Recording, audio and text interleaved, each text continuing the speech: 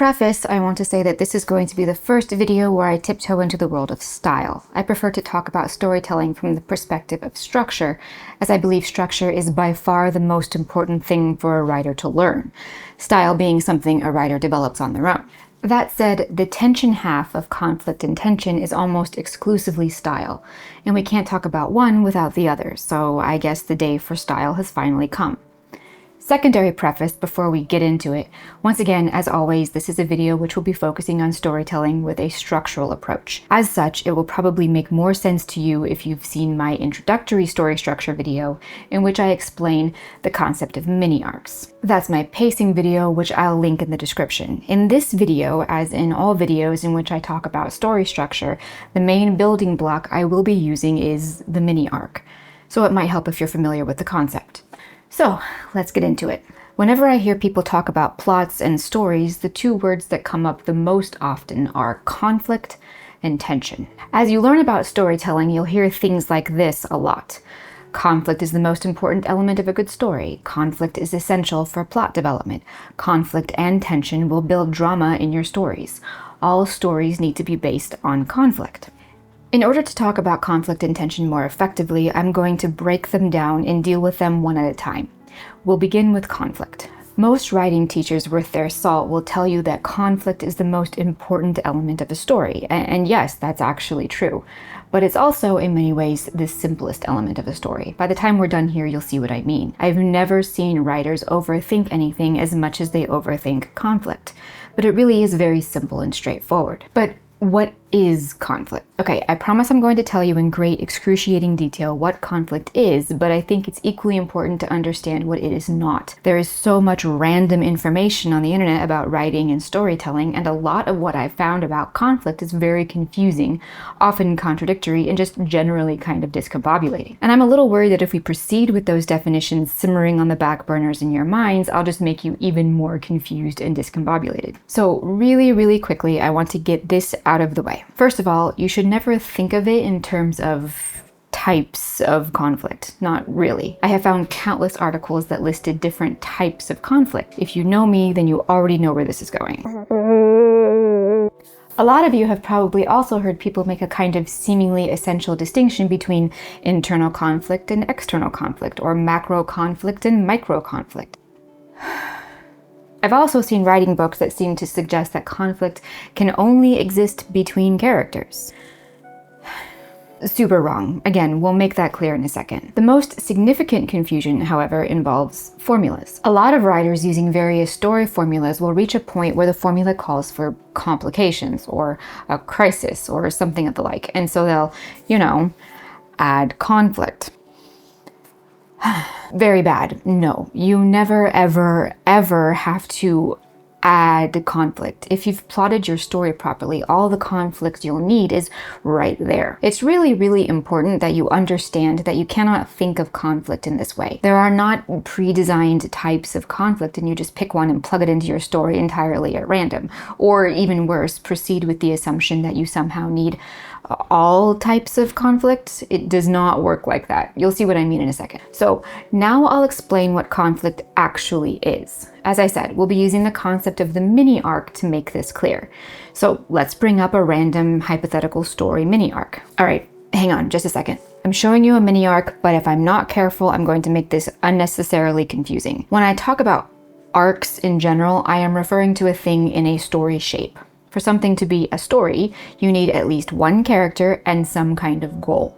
A story will typically have one larger overall arc, but then the meat of the story will then be told with smaller arcs to varying degrees of complexity depending entirely on the story and the writer's choices. When I say arc, I mean something that is story-shaped. When I say story-shaped, I mean something that has at least one character and at least one narrative goal for that character. In the future, I'm planning a video on building complex story structures, but we don't have the time for that today, so just remember, an arc is a story building block in which at least one character has at least one narrative goal. So this arc shape, no matter the size, should very clearly suggest that in the course of this arc, this section of plot, the character is trying to accomplish something. If it helps, you could picture a fellow here trying to push something up a hill, like Sisyphus, if you want. He's trying to achieve a goal. If he's trying to accomplish something, that means that there's something that is giving him resistance.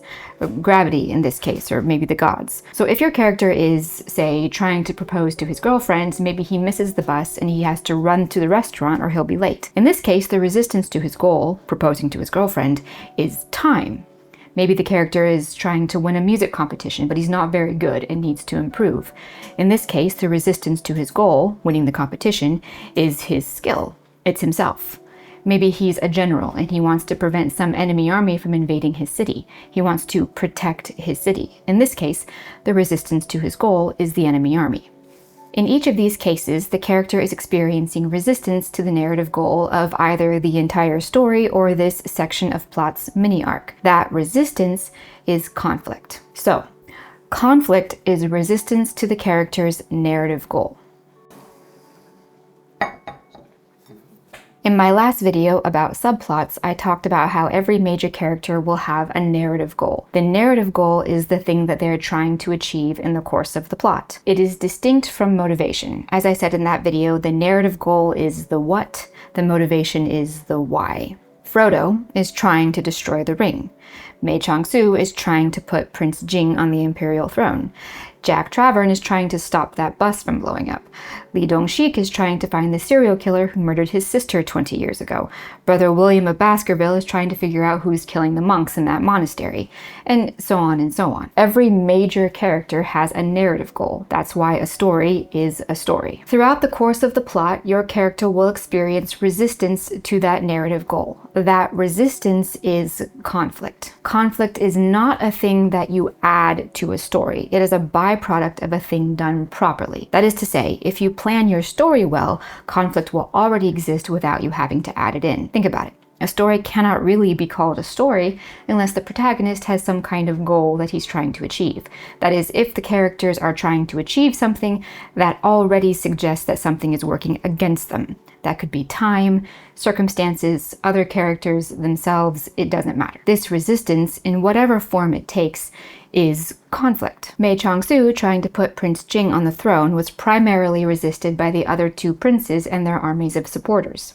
Jack Travern's main resistance to his goal, the force that was trying to make the bomb explode at all times, was miles per hour, speed, or lack thereof, as well as, of course, the bomber. Li Dongshik's main sources of resistance to his goal were the serial killer himself and the unscrupulous bureaucrats and businessmen eager to make the whole affair go away. Brother William's resistance to his goal was both the murderer himself and also the nest of corruption and hostility that had overtaken the monastery. So now you see how simple it can be to determine the overall conflict in your story's overarching goal.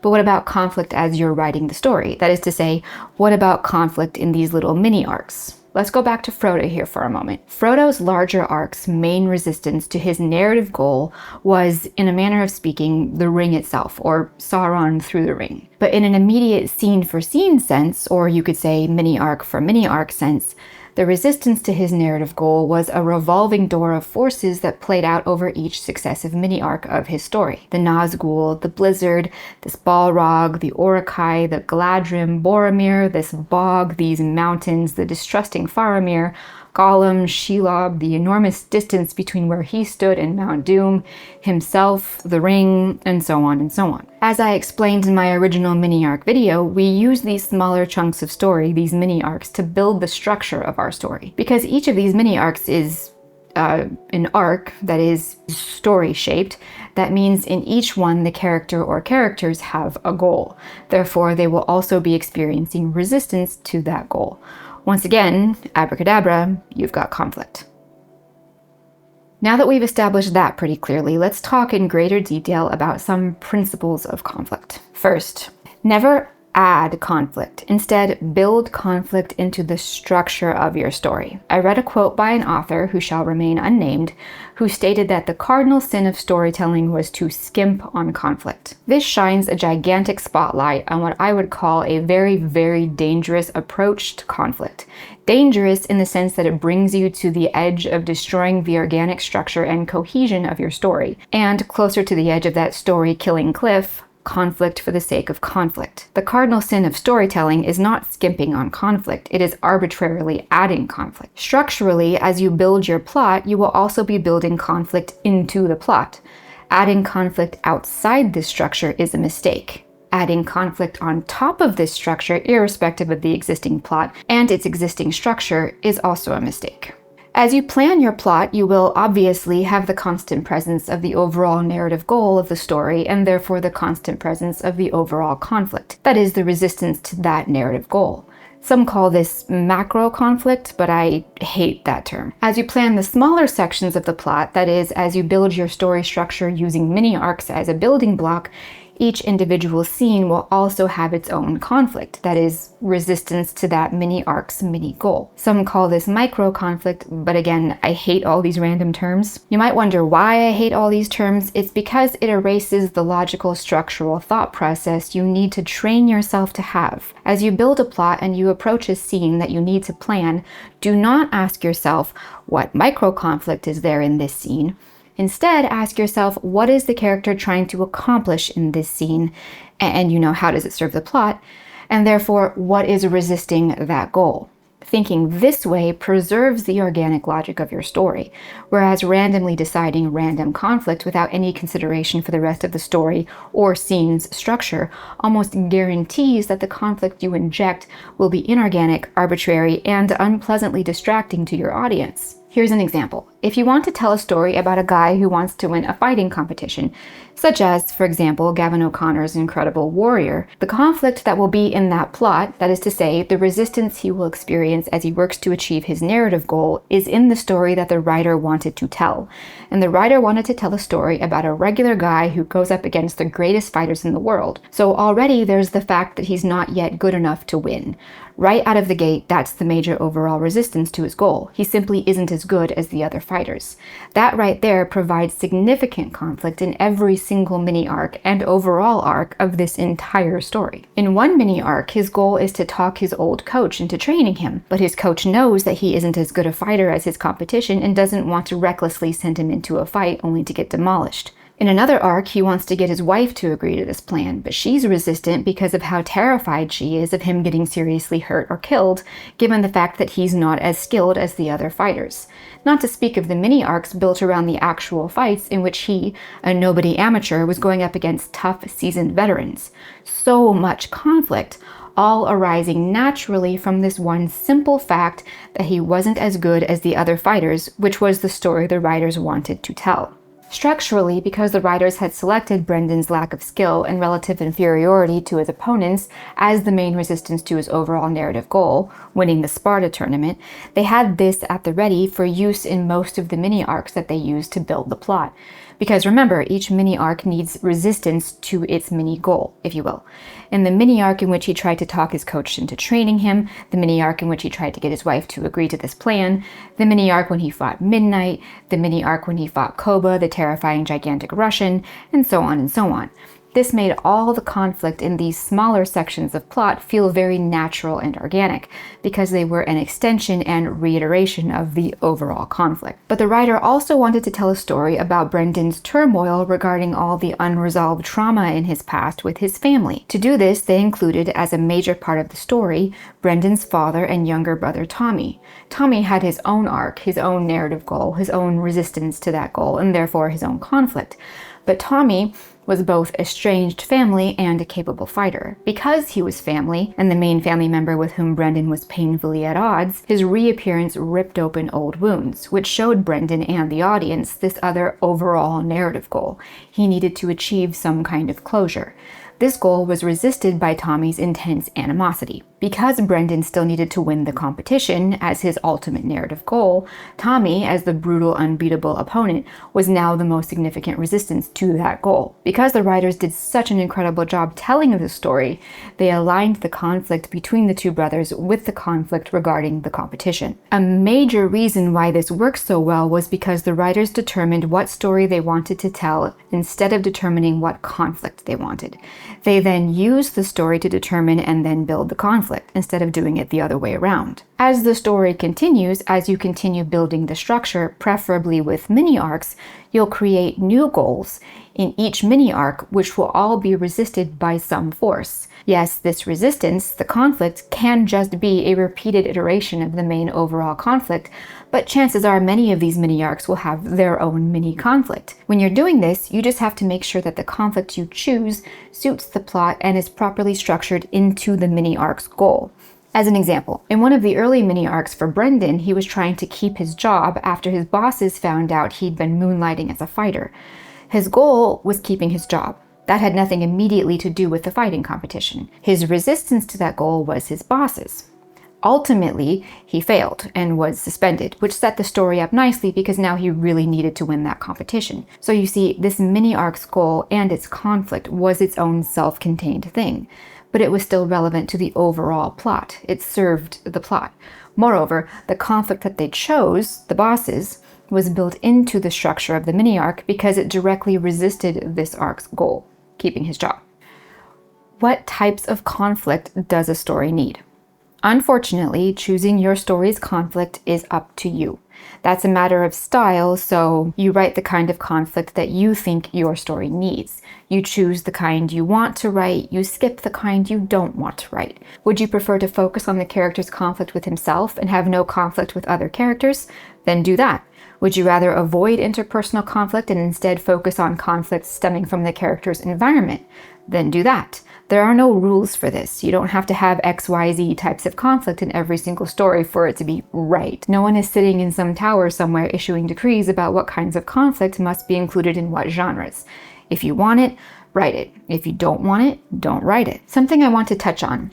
As I said at the beginning of this video, there are those who seem to believe that the only kind of conflict, narratively speaking, that can exist is between characters. As I'm sure you've seen by now, that is empirically false. Let me return to an example from before. Earlier, I made a kind of half-hearted attempt at listing some of the mini-arc conflicts encountered by Frodo along his journey to his narrative goal. You'll note that I did not include in that list Sam. In the scene when Gollum manipulated Frodo into thinking that Sam was working against him, and so Frodo sent Sam away, Sam was not the resistance to Frodo's narrative goal. So Sam and Frodo were not, narratively speaking, in conflict. Frodo's narrative goal was still the same: get the ring to Mount Doom. In that moment, Gollum was cutting the legs out from under his greatest aid and support, Sam. So Gollum was the main resistance to his goal in that mini-arc. If two characters are at odds for some reason, or if they don't agree about something for some reason, that doesn't necessarily mean that the scene has conflict, nor does it mean that that disagreement is the source of that scene's conflict. That's important to remember. When do you choose what conflict to include in your story? This is the important one. When do you choose your conflict? The answer is at the beginning of the writing process. Once you've given your characters a narrative goal, that is, once you know generally what the story will be, Frodo needs to destroy the ring, Mei Chang-su needs to put Prince Jing on the throne, Brendan Conlon needs to win Sparta, etc., then you can decide exactly what kind of resistance you want them to experience along the way. Now, here we're also going to dip a toe a little into style and preference territory. There aren't really any rules governing how much conflict you put into your story. And by how much, I mean more specifically from how many distinct sources. If you have a character who's trying to solve a murder in a mystery story, already he'll have conflict in the person of the murderer. That is going to be the main source of resistance to his goal. But you could also add other resistance to his goal of catching the murderer. You could include a corrupt rival in the police department who wants to undermine him by stopping him from successfully capturing the killer. You could also include his wife, who hates how much time he spends at work and hates how freely he puts himself in danger. You could throw in some other criminals who, for some reason or other, have agreed to work for the murderer to kill the detective. perspective. All of these would be separate sources of conflict as they are distinct sources of resistance. You could choose to add a few of these to your mystery story. You could choose to add none and just stick with the core overall conflict of catching the killer. There's no rule about that. The more limited the conflict, the more important it is how you write the tension, but we'll get to that in a minute.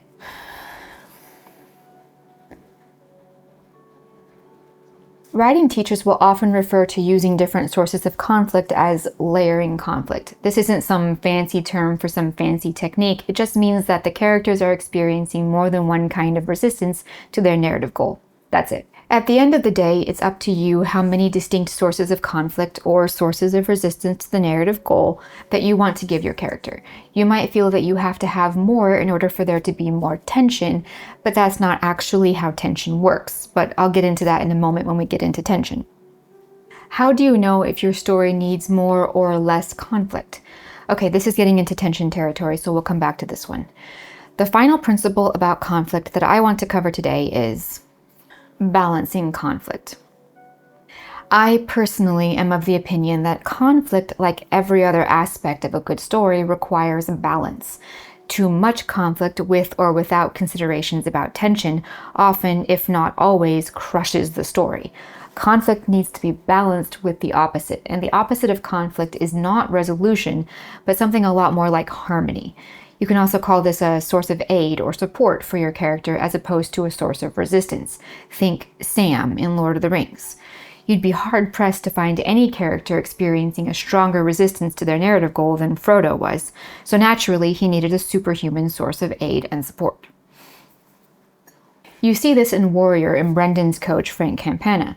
After the initial uncertainty about getting Brendan into Sparta, Frank was a constant source of encouragement, comfort, and aid to Brendan, who was pushed almost to his breaking point by the events of the plot. When the resistance to Brendan's narrative goal peaked, that is to say, when he finally had to fight this guy, the story physically brought his wife to him to double down on the aid and support. This is a narrative choice more than anything else. It balances out the conflict so it's not too overwhelming. You even see this in Tommy's subplot. Despite being hugely at odds with his brother and his father and himself, Tommy was given constant, repeated, unqualified support by his fellow soldiers and the wife of his fallen comrade. Incidentally, presenting the audience with these sources of aid and support actually, if written and structured properly, increase the tension.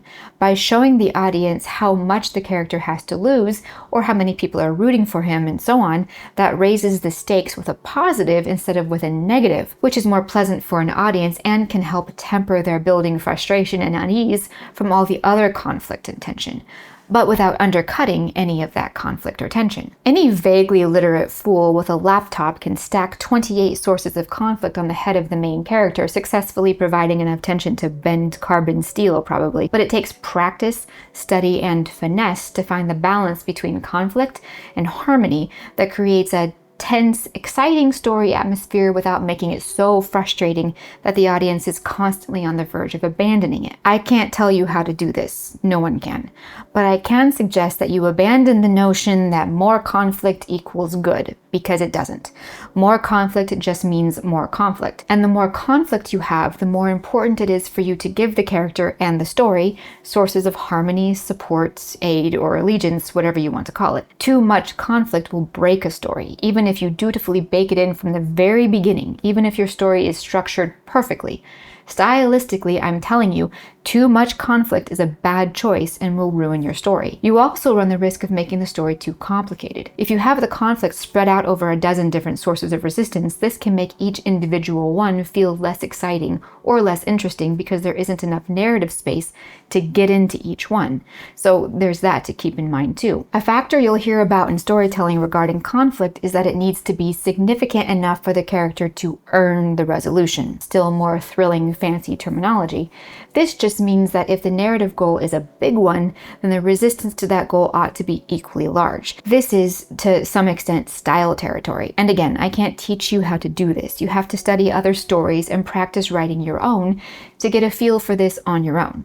But it is a matter of balance. If you have an enormous goal, you can have one enormous source of resistance, Or you can have a few smaller sources stacked up, and so on. You get the idea. But if the resistance to the goal is too small, it can feel too easy for the character to achieve that goal. If you have a big source of conflict in your story, but it isn't very exciting, what you're lacking there isn't conflict, but tension. But we're getting to that. A big important thing to remember here is that whatever conflict you're adding to a scene or a section of your plot, it is not conflict if it is not serving to resist the narrative goal of that scene or that section of plot or the overall story. I will talk a bit about how to plan conflict for a story once we're done talking about conflict's snobby older brother, tension. So if all that is conflict, then what is tension? Tension is how you write it. That is to say, if conflict is resistance to the narrative goal, tension is how you convey that resistance to the audience. So as you can see, we're getting a little into style. I'm not going to talk about tension as much because I don't really want to force certain styles on you guys. You will, with time and practice, learn yourself the specific way in which you like to write tension in a story. That is how you convey conflict to the audience. But that is something that you have to learn and decide for yourself. But the bottom line here is tension is basically just you, the writer, reminding the audience of the specific conflict that the character is experiencing in a given part of the plot.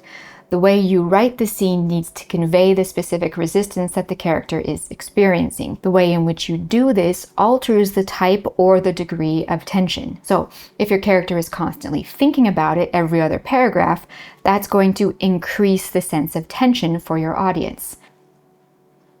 As I said, tension conveys conflict. The writers of Warrior labored to present the conflict to the audience with an even application of near constant tension. The narrative goal for Brendan Conlon was winning Sparta. The conflict, as we've seen, was Brendan's insufficient skill. This was highlighted again and again. That is to say, the writers found constant and frequent ways to show the audience that Brendan's main resistance to winning the tournament was his lack of skill. Besides what we've already looked at, his attempts to talk Frank into training him, his arguments with his wife, they also showed this in countless other ways throughout the story, showing his wife's concern when she saw his most significant opponent, by having other characters point out again and again how outmatched Brendan was. Most memorably, one of the announcers at the fight pulled out a goldfish to demonstrate that Brendan Conlon was a tiny fish about to throw himself into a shark tank. All of this built tension because it constantly reminded the audience how powerful the resistance to Brendan's goal really was. So, to reiterate, tension is how we remind the audience of the specific conflict. Put another way, it's how we remind the audience of the resistance to the narrative goal, both the overall goal of the main arc and the immediate goal of the mini arc. Writing tension into a story or scene is beneficial to writers. Why? Of course, the easy answer is that it keeps the audience engaged, and that's true, and it's not really a bad thing, but the more correct answer is that it keeps the audience focused on the story. Reminding the audience of the conflict by showing them the tension also reminds the audience of the character's narrative goal, which keeps the whole story nice and neat in the audience's minds, which makes for a pleasant experience all around. So how do you know you have enough tension? For that matter, how do you know you have enough conflict? Actually gauging whether or not there's enough tension is something you can only determine story to story. There's no rule. I can say that tension needs to always be present to some degree, and that amount depends on the story itself, your style, what's happening in the scene, etc., etc. But what I'm saying when I say you must always have some tension is just very simply, you must always make sure your audience knows what the conflict is. Because remember, tension is just how we show the conflict to the audience. So the only usable rule of thumb here is that you must always make sure that the audience knows what the conflict is. That is, what the resistance to the goal is. For that matter, it would also help for the audience to always know what the goal is. But assuming you've given your narrative goal sufficient resistance, which is just a very technical way of saying assuming you have enough conflict, tension comes down to style. If you're reading a scene and the conflict isn't particularly clear to the audience, even though it's there and you, the writer, know what it is, that means you don't have enough tension, which again is just a way of saying you haven't written enough into the actual words of the story to remind the audience what the conflict is in some way that is narratively and stylistically appropriate. Okay, so let's say you're writing a ghost story in which a murderous ghost haunts a rundown gas station and some guy has to, I don't know, rescue someone from the back room. Your current scene, or mini arc if you want, has the main character tiptoeing through the aisles to the back room. His goal here is rescuing that person in the back room.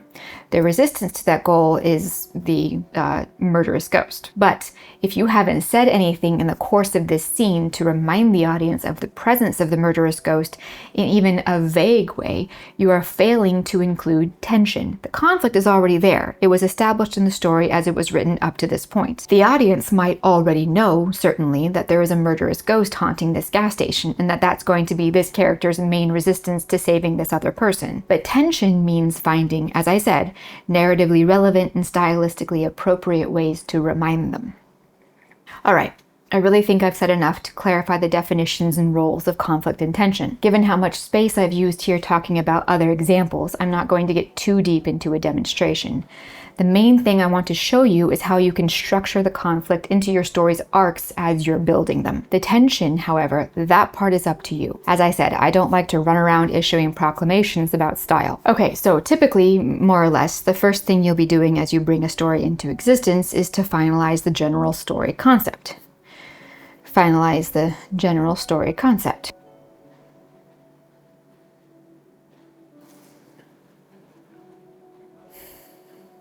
Okay, let's give ourselves an adventurer, and he's partial to adventures and explorations in the desert. Now, this adventurer, let's call him Will, was given by his dying mother a map, which she said would lead him somehow to his long-lost older brother, Edgar. I don't know. Anyway, so that's the starting idea. It's a good habit to start asking yourself as early into this process as humanly possible, what is your character's narrative goal? In this case, what is Will's narrative goal? Well, he wants to find his brother. We'll figure out his motivation later. But now that we know his narrative goal, we can ask what is opposing that goal? What resistance will he experience? This is nice too, because in doing this, you can kind of brainstorm the rest of the story, but in a way that's meant to help you with your structure, like guided brainstorming. So who or what is opposing Will's goal of finding his brother? This is where you figure out what kind of story you want to tell.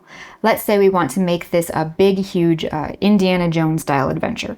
Then Will's opposition is, for fun, a band of rogue, lawless criminals. Let's say that years ago, Will's brother Edgar and their parents found and then hid some kind of treasure.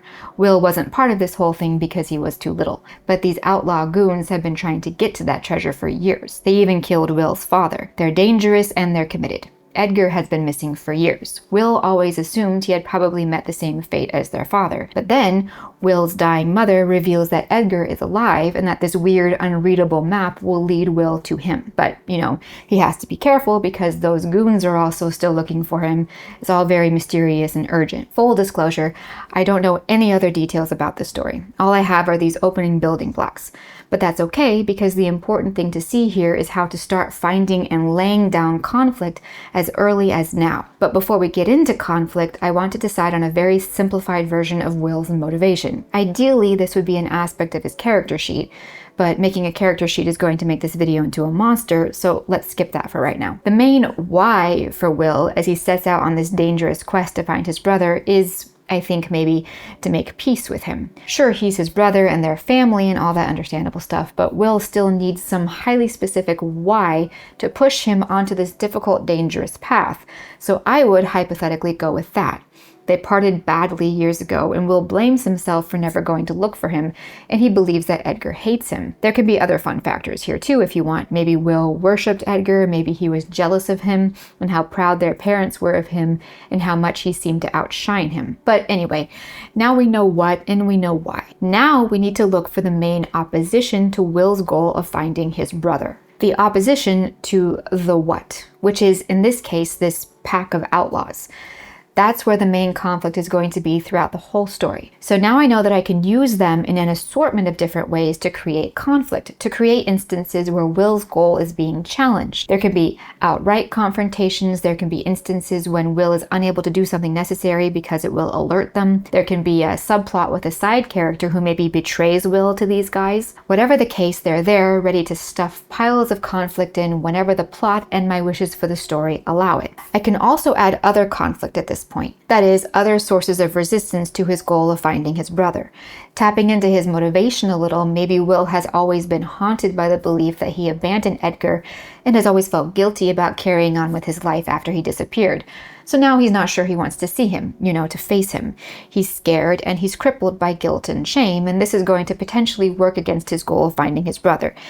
It might make him hesitate at crucial moments. It might be a constant inner battle for him as he struggles to choose between carrying on with the search and running away and hiding.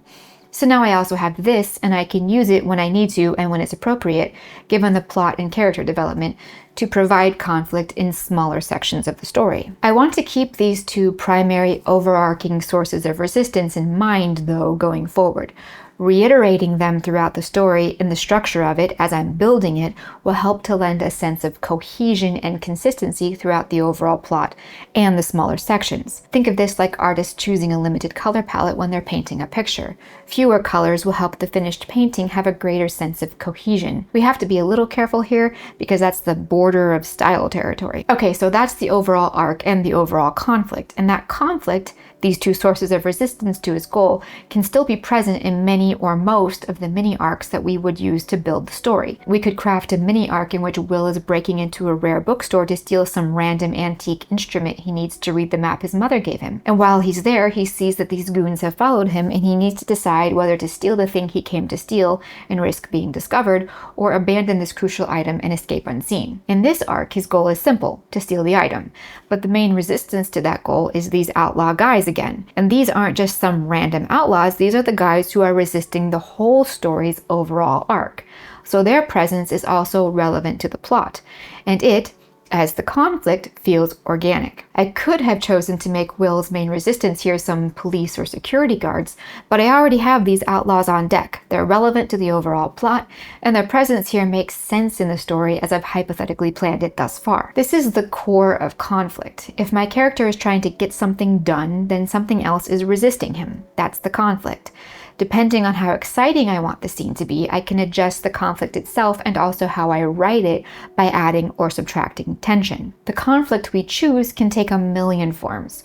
With his conflict with himself, this could create tense mini arcs leading up to his finally starting his big adventure. Does he really have the courage to face his brother after all these years? Probably not. So when he's deciding whether or not to act on his mother's dying wishes, that resistance to his goal, himself, is going to get in his way. We can also add one-off sources of conflict as we go along. For instance, if our guy here finds himself in the desert on his way to some important landmark on the deciphered map, there could be one of those super fun sandstorms. Now, nature itself is resisting this mini arc's goal. The best he can do in this situation is not die. That's already enough conflict for a good mini arc. But what if we wanted to throw in our overall conflict while we're at it? What if the outlaws take advantage of the sandstorm to steal his horse or something like that? Slow him down. Now they're part of the conflict for this mini arc. We could also make another mini arc where he needs to meet with some old man in the mountains for an important clue, but this old man really doesn't like him. That old man then becomes a source of resistance and provides conflict for that mini arc that Will has to overcome. You could have a lot of fun with something like that too, because this old man could pick up on Will's fear of facing his brother, and you could use the old man's dislike for Will to bring that front and center. You see, you could create fascinating, tense conversations that are tense due to the main conflict of the mini arc, this old man, but also are tense because of this other overarching source of resistance, himself, and so on and so on. As you can hopefully see, it's really not that difficult if you go into the story planning process with the right ideas in mind about what conflict is and how to structure it into your story. The process going forward is fairly simple. It's even a bit fun. So just try to remember this in your story structuring and planning. Conflict is never some random arbitrary thing you pop in because the formula tells you to, or because there needs to be something exciting here. It's built into the structure of the story. Tension, like all aspects of style, is something you have to develop for yourself. My suggestion in that regard is to study the types of tension you like. If a particular writer's books are always wonderfully exciting and tense, then study that writer's style and try to understand what it is that made you feel the tension as you were reading. The same for films and television. Study the way the writers conveyed the conflict to the audience. when they were more forceful and when they were more restrained, and try to determine why they made those choices, and also what would have happened to your enjoyment of the scene or the story if they had chosen to convey the conflict in different ways. That's all I have for you today on conflict and tension. There's so many different ways to approach conflict and an almost unlimited variation on ways to write tension, so it's hard to be too specific here. But hopefully what we covered was enough for you to confidently tackle conflict and tension in your own work. As always, if you have any questions, please feel free to ask them in the comments and I'll do my best to answer. As always, thank you so much for watching and happy writing.